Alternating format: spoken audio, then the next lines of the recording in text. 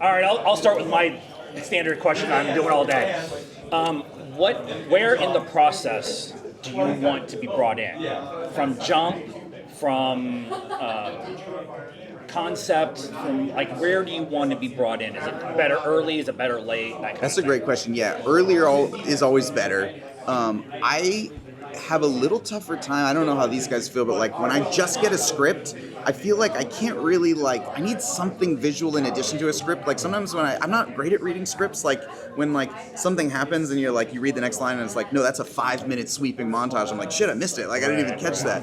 But I like making music as early as possible before there's any limitations, because just experimentation is a really important part of like finding good ideas before the clock is set. Because as soon as you're on the job, you start making safer decisions and things to just get things done. You're looking at a pile of episodes. You got to deliver 50 minutes. How the hell am I going to do this in this amount of time? If I can get in earlier, I'm like making bad music in addition to making strange things, and that stuff is always like super clutch, because then you really start to like build your risky stuff in advance, and then when you're like it's time to go, you can start.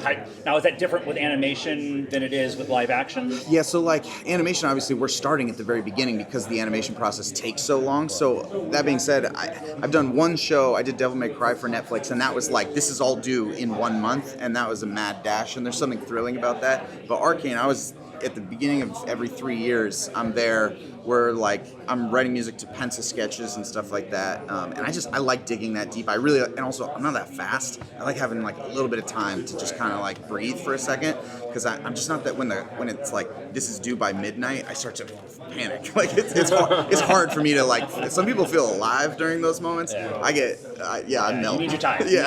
I get it. So how does inspiration strike you, and in what form? So are you the type of person, I know you said scripts are tough, but if you see like a storyboard, do you start hearing a motif in your head, or does it come the next day? And do you think soundscape, or do you think motifs? How is your brain working? All those things, like visuals are big, so if they've got just cool like reference imagery, I'm like, whoa, this is really great. I'll put it on my screensaver on my top monitor so that as I'm writing, I'm just seeing the images. It's akin to scripts, but talking to the writer or the showrunner for me is, I get everything that I think people get from scripts, where I get to hear them passionately talk about what this is. That for me is like I'm just writing every single thing they say. And then like I go on a lot of like nighttime runs late at night, and I get a lot of ideas in that space, like when I'm like not in my office. Like when you're not at work, sometimes that can feel a little bit like I need to load up Logic and start playing, but when I'm out running, I'm just kind of like thinking freeform. I'll get a lot of ideas like that, and then I start making playlists that put me in the mood of the project I'm working on. So I'm listening to a lot of other people's music and just kind of like getting in the flow of things, and that sort of whole combination of things is usually where I'll find a score. And when you're running, are you like vocal memo? You're like, big time, yeah. There's I have a bunch of voice notes that are like, okay, D flat major, it goes like this. And then sometimes I wake up the next day, I'm like, I have no idea what this is. I can't make sense of it. You're like, I'm out of breath. It's supposed to be mixolydian. Exactly. That's great.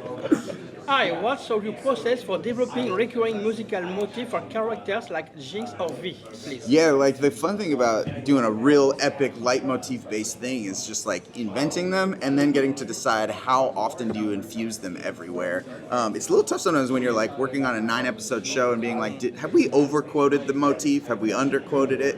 On average, I felt like we could always quote it a little bit more than we thought. We were always a little careful, but it's also fun between the seasons. Like those characters, they go through way different arcs in season 2 than season 1. So we had set up like motifs for Caitlin that were a little bit purer, because she's just like a sweeter, like earnest kind of character. And in season 2, she just goes total dark side. So taking her motifs and kind of like completely mangling them was a fun experience I hadn't had before, of like how much can we stretch this idea before breaking it. But yeah, it was one of my favorite things of Arcane, was just coming up with all those motifs. Thank you. Yeah.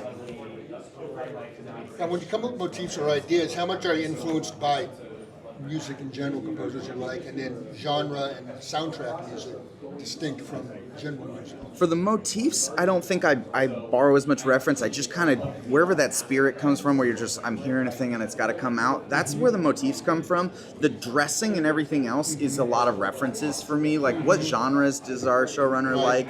What, like, things sound good to picture? Also, I did a 22-song soundtrack, so we're dealing with, like, hip-hop, we're dealing with, like, classic pop, we're dealing with rock, we're dealing with, like, emo. There's all kinds of stuff. So I'm also just kind of like, what drum loops am I using? What sort of like synths am I reaching for here? Like, what are we eliciting? Because we're doing a genre-based thing. We did several French language songs, so it's just like a lot of like learning new things.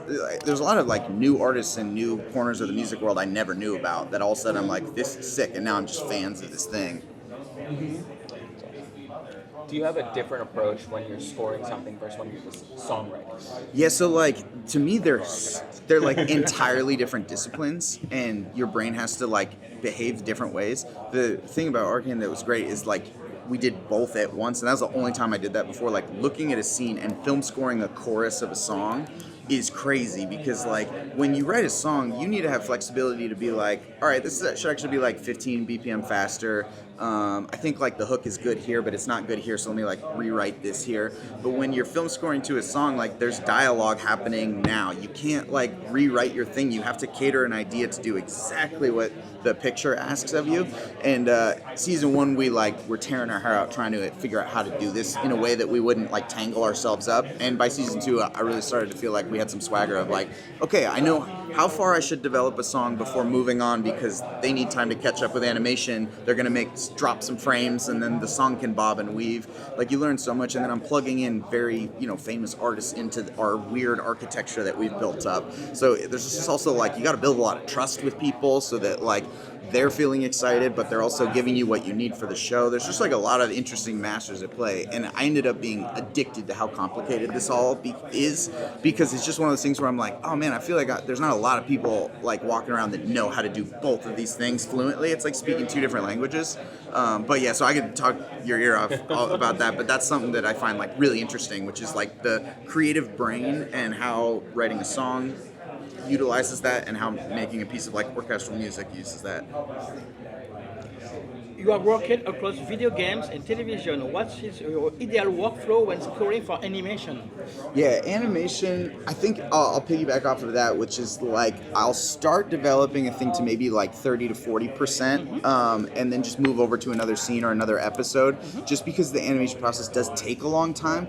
There's things I want to know that aren't on screen for me sometimes early. Like, is it nighttime? Are we outside? Are we inside? Who is that character that's just a pink blob? I don't know. I want to get the work done, but I also like want to know a little bit more before I really fill in the details.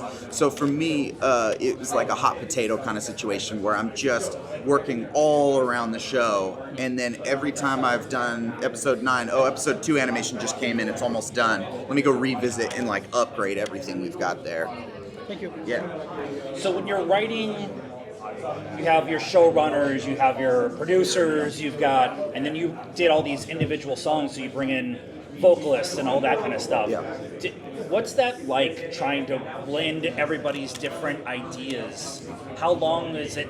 How many fights did you guys have, is what I'm asking. Yeah, I mean, it all boils down to having amazing leadership. So like our showrunner named Christian, he's like so good at leading. He's so clear. He takes a lot of risks, but like he'll march you off a cliff and you want to jump off the cliff with him, because you're like, this is going to go somewhere interesting and cool. In between seasons, he asked me to executive produce the second season soundtrack. So season 1, I'm just making music the way I normally do. I'm in my studio. If it's my song, I'm working on it. If it's not, I'm not really paying attention to it. Season 2, he's like, you need to work with Linkin Park and Sting and Stromae and 21 Pilots, and you need to make sure they're clear, they're giving us good stuff, you get those over the line. And the hard thing about it, it's really fun, but the hard thing is like those artists are not like session musicians. They're very famous people doing very busy European tours or whatever. You have one day with them, and you need to get something very specific from them, but also you want them to feel excited and like they're actually like, so that it was just like a whole art form. It took a lot more like personality and just like humanity than I was used to, just being alone in a studio all day long. Like you really have to learn like, how does this person create? How do they feel comfortable? How can I make them comfortable? And how can I get everything that we need so that this doesn't become a huge tangled mess? The advantage between the seasons is that by season 2, all these artists knew the show and they loved it. Season 1 was tough because it's like I got to do a song with Sting, and it's just like he has no idea what this is yet because nobody knows what it is yet. And so you got to kind of like convince him it's great and get his buy-in while you're also trying to like make him feel great and inspired. And it's super fun, but there's times where you're just kind of like, if one move goes wrong, this whole house of cards will fall. And what will Sting think of me? 100%. A lot of this, I'm like, I don't want this guy to think I'm an idiot.